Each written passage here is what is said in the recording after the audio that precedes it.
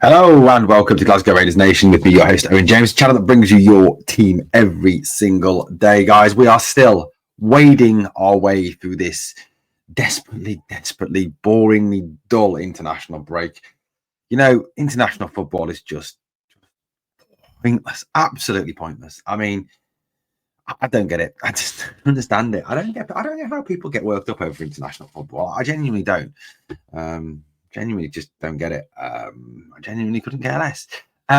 Just didn't mean anything.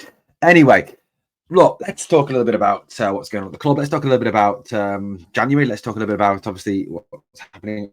Now, January obviously is fast approaching. We will be there before we know it, and it's already 15th of November today. 15 more days, and the month is over. And we get into December to Christmas, and suddenly we are at January the 1st, and the transfer window reopens. Now, look, whether Rangers will be able to afford to buy anyone in January is very much up in the air. I think that any purchases will be dependent on sales. I mean, and that's not great, is it? I mean, given the fact that obviously we made a loss of 17 million, the debt is probably somewhere in excess of that 17 million. I mean, I don't know the exact figure.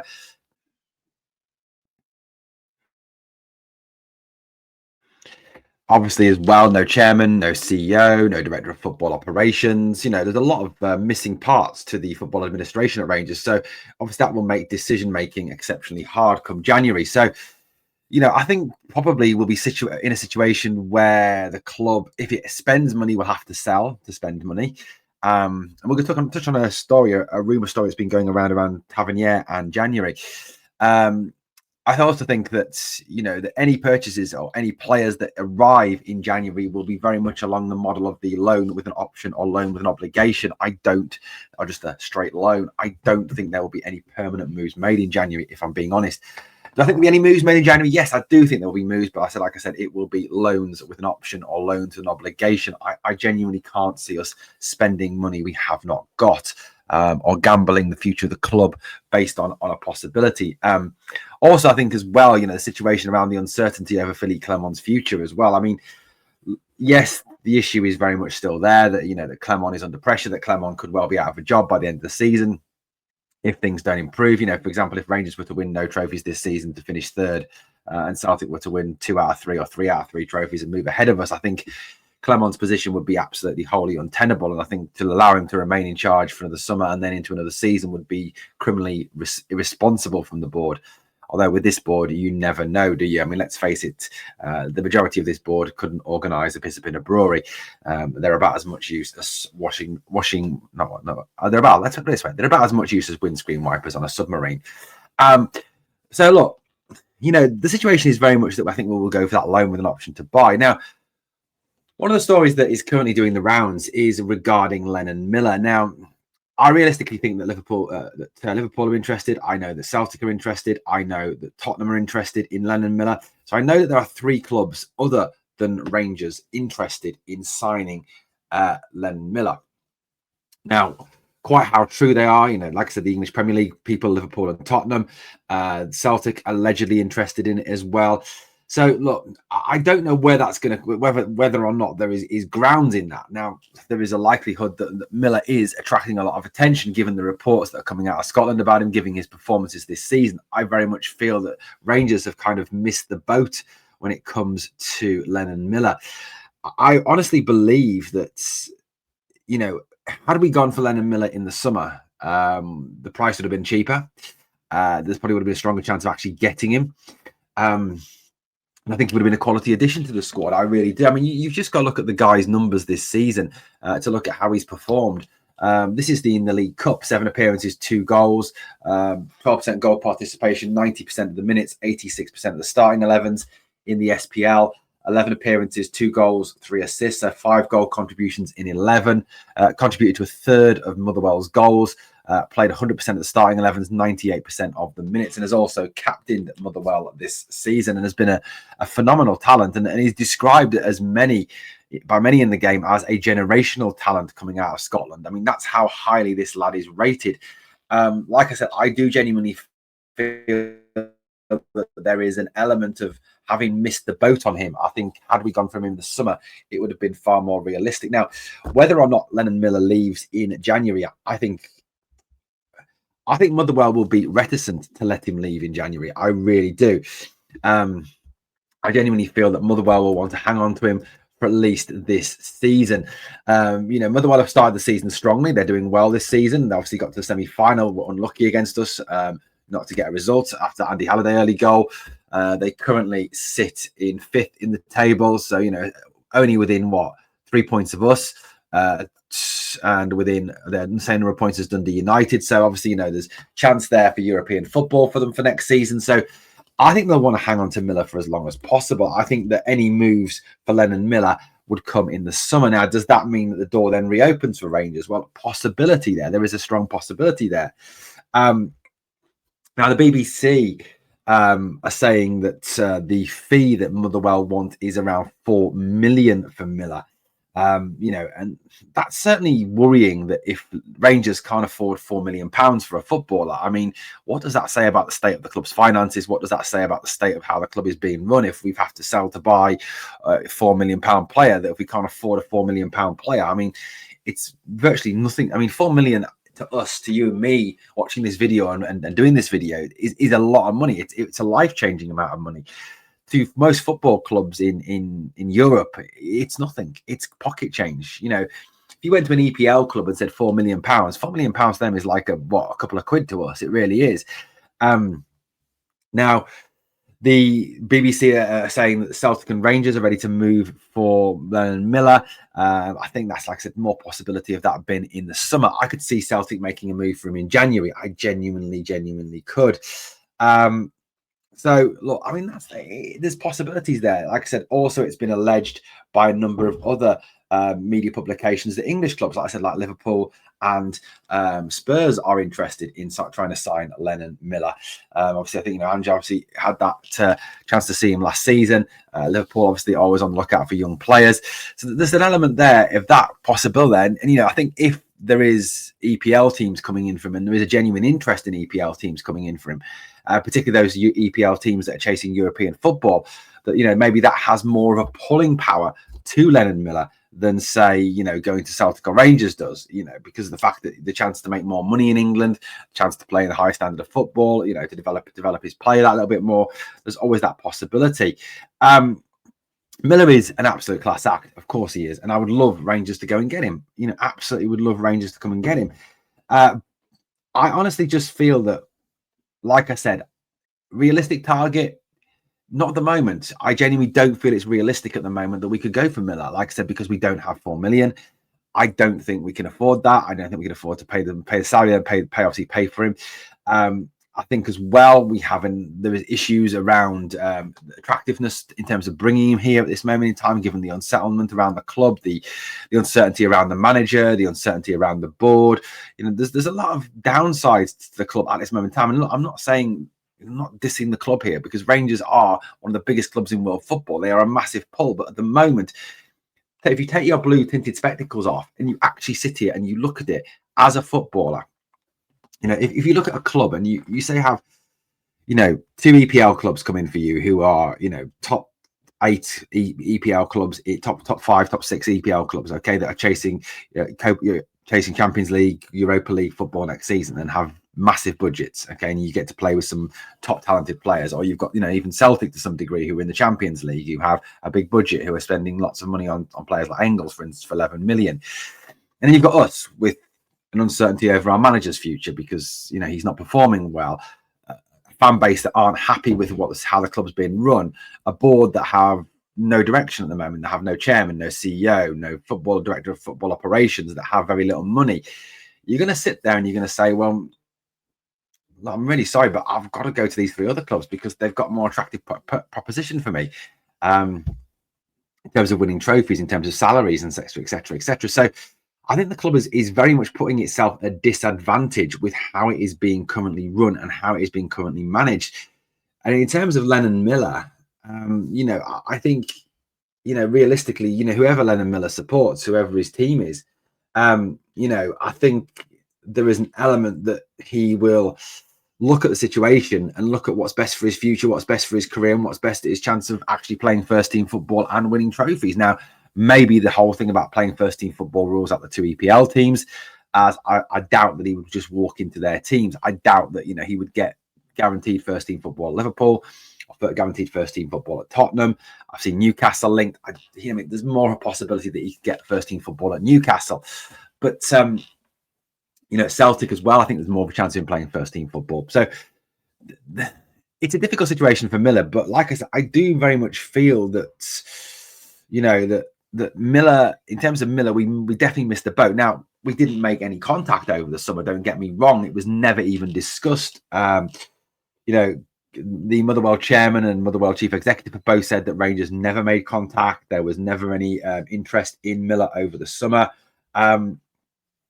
But Motherwell chairman and CEO have both admitted that, in terms of moving younger players on and being able to afford bringing strong revenue to the club, then that's something they've got to look at. It's selling the likes of Lennon Miller. They can't hang on to him because they know they need to raise money for the future of the club, the future of youth development, for the future of the team. So that he will be going. Like I said, I very much doubt it will be January. I think it will be very much more a situation of that being looked at come the summer. Now, will Rangers be in a better position in the summer to be able to try and attract Lennon Miller? Well, possibly there. I'm hoping, maybe I'm talking absolute pish here, but I'm hoping that we'll have a CEO and a chairman by the summer. I'm hoping we'll have a director of football operations by the summer. Maybe the managerial situation will be sorted as well. Maybe Billy Clermont have won the treble or the quadruple, and we'll all be singing his name and everything will be great again in the garden. But realistically, I don't think that's going to happen. So the whole Miller situation is very complicated. And like I said, I do think that last summer was the perfect time to go and get him. The one thing I suppose that will encourage Lenon Miller, if he looks at the situation dispassionately for a minute, is the fact that, on the whole, some of the younger players we've signed are getting game time. Hamza Igman's getting substitute appearance minutes. Connor Barron is starting. So that is encouraging. But like I said, I think the uncertainty, the lack of money will hold us back when it comes to attracting top talent, which is worrying. Which is all part of a wider narrative around the club that we need new investment, we need a new chairman, we need a new CEO. There's an awful lot needs to happen before this actually gets to a position where we can actually afford to go and start spending £4, £5, £6 million on players. Which when you look at it in global football terms, it is pocket change, is chicken feed. But unfortunately, that's where we're at the moment, isn't it? That really is where we are at this moment in time. So, look, I'd love to know. Give me your opinions. Give me your opinions. I'd love to know. Right, let's have a look at some more news around the club. According to reports in a number of media sources, including the Daily Rebel, Rangers apparently are on a collision course with the Union Bears, and apparently the Union Bears are not happy with, obviously, well, we know the Union Bears are not happy with how the club is being run. We know that is a definite. We know that that from their banners that they put out, that there is a real anger there towards what's going on at this club. There was the anti-park banners as well. There's been the banners about running the club properly. So there's been a number of flashpoints between the Union Bears and Rangers. There's been a bit of an unsettlement there. And look, I think the Union Bears do speak for a vast majority of fans in terms of the anger towards the way the club's being run. So look, the latest flashpoint though apparently is the fact that that the club's hierarchy have pulled the plug on plans to celebrate Ibrox's 125th birthday.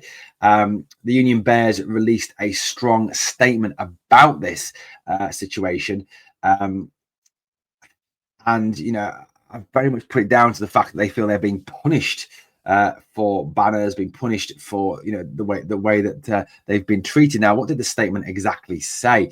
It said the Union Bears have always took immense pride in producing our Remembrance Day display. Unfortunately, this year, due to sanctions imposed on us by the board, our preparation and ability to carry out hundreds of man-hours required to produce such a TIFO was severely hampered. These sanctions were imposed by board members who appear to believe that punishing a vocal element of the support will cover up their continuous shortcomings in the boardroom.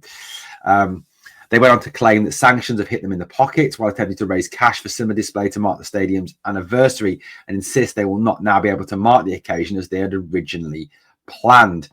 The statement went on to say the club has also restricted our access to pre-match stall, which significantly impacted our merchandise sales during a month where we were raising funds to order the material required to carry out our preparations for the 125th Ibrox anniversary TIFO.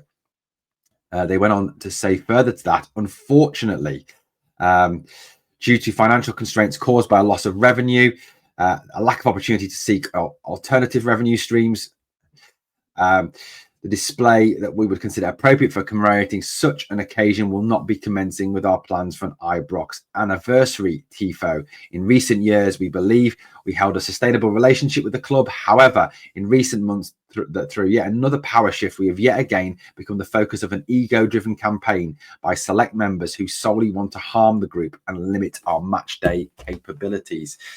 I think, we know realistically who the Union Bears are talking about there in that statement. I think they're very much, without naming names, kind of blaming the Park family. We know that the Union Bears have in their TIFOs, targeted the Park family. They've targeted, that the Park family are badly, mismanaging and badly holding this club back. I think that Graham Park and Douglas Park, basically see Rangers as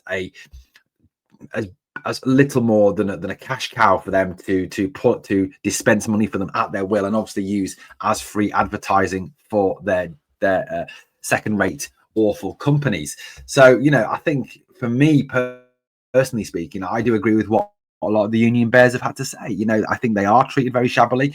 They are, without a shadow of a doubt, the most loyal support. One of the groups of the most loyal supporters we have. Their vocality on match days is just second to none. Their ability to support the team, the way they dedicate so much time to the team, is phenomenal. I think the board as a whole are badly misjudging the situation and are really putting, the fans second in everything they're doing at this moment in time. They are genuinely showing that they are, as we all know, massively incompetent. And I'll be honest with you, the board to me seem like they have one interest and one interest only. Well, actually, no, that's a lie. Two interests and two interests only in being board members at Rangers Football Club. And neither of those interests are around winning trophies or looking after the common fan. Their interests are in twofold. One is to treat Rangers as a massive ATM that they can take money out of whenever they fancy. And secondly, to treat as some sort of, ego boost, ego trip as well. That, at the end of the day, that they can say, oh, well, we're Rangers board members. Look at our blazers. Look at our ties. Look at our posh seats. Look at our posh food that we have, and we overfeed ourselves. And then we sit there like Graham Park, looking like Jabba the Hutt in Return of the Jedi. So I do think that, that the Union Bears are right to come out and condemn the way the board are treating them, the way the board have kind of addressed this situation. The board should be working with fan groups. It should be, supporting fan groups, and certainly not alienating fan groups. At the end of the day, the fans are the ones that keep this club going. Without the fans. So let me be wholly honest with you. I mean, like I said, I support what the Union Bears are saying. I think, what they do at games is phenomenal.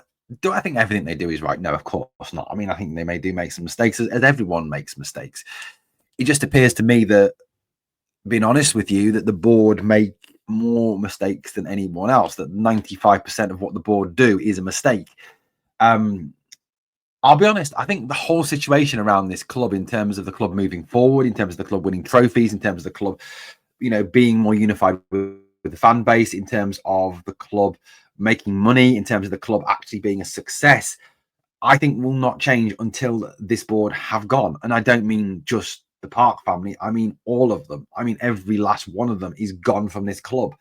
I think their record since 55, and perhaps even in the longer term, has been absolutely awful. And I think, if you were a shareholder looking at the business that is being run by these people, and this was it is a real business. This was a private sector business that requires you to serve your customers well, that requires you to make a profit, that requires you to be successful, you'll be demanding the exit of all these board members because they have substantially failed on every sort of key performance indicator you look at as in business. I mean, if you're to look at, as someone who works in business, as someone who, has business knowledge, you look at a business, and a business has to make a profit. That's what a business has to do. A business is in operation to make profit. Rangers don't make profit at this moment in time. A business has to be successful in what it does, and obviously the measures of success are varying depending on what your business is, but the measure of success of a football club is to win trophies. Rangers have won 3 trophies in 12 years. For a club like Rangers, that is not a success. So on the first 2 tests, the first 2 KPIs, the board have spectacularly failed. In terms of working with and keeping your customer base happy, delivering excellent customer service to your customers, which is what football has to do. Yes, I don't like the word customers. Yes, customers are fans, but that's the sort of, but if we're using business language, that's where we're up to. The board have spectacularly failed on that KPI as well. The fact that they are not delivering excellent customer service, they are not working well with their fans. In fact, they're just pissing the fans off on a regular basis. So you've got 3 key performance indicators there. Another one that businesses all work on the basis of is waste. You as a business, you try to minimize your waste, whether that be waste on wages, waste on resources, waste on whatever. Have this board being wasteful? Yes, they have. You look at the whole situation over Edmiston House, overspend. You look at the situation over the sports bar, overspend. You look at the whole stadium debacle this summer, overspend, rent paid for Hampden, overrun on project. That is wasteful. So on that 4th key performance indicator, the board have spectacularly failed. 5th key performance indicator you look at, is the business run well? Is it run within a timely fashion? Is it run to target? Does it meet targets? Well, no. And again, for the reasons I've just cited before, it has failed on virtually every target. Winning trophies, like I said, 3 trophies in 12 years, not good enough. Profit, long-term profit and sustainability, failed. Reduction of waste, failed. Management of projects, failed. So the board are failing spectacularly on every business key performance indicator you look at. As a businessman, as someone, like I said, who understands business, as someone who works in business where I have to manage budgets, I have to reduce waste, I have to work well with my customer base, I have to develop my business to be successful. I have that knowledge, and applying that knowledge to football. Yes, football is a different business, but the board have spectacularly failed, and the Union Bears are right. 100% right. And I think their banners are right. The way they get the way that they've been treated is disgusting. And I think the club are really moving away and forgetting who is important in this situation. Who are the most important people in this situation? Your customers. Who are your customers? Your fans. And they're letting the fans down spectacularly.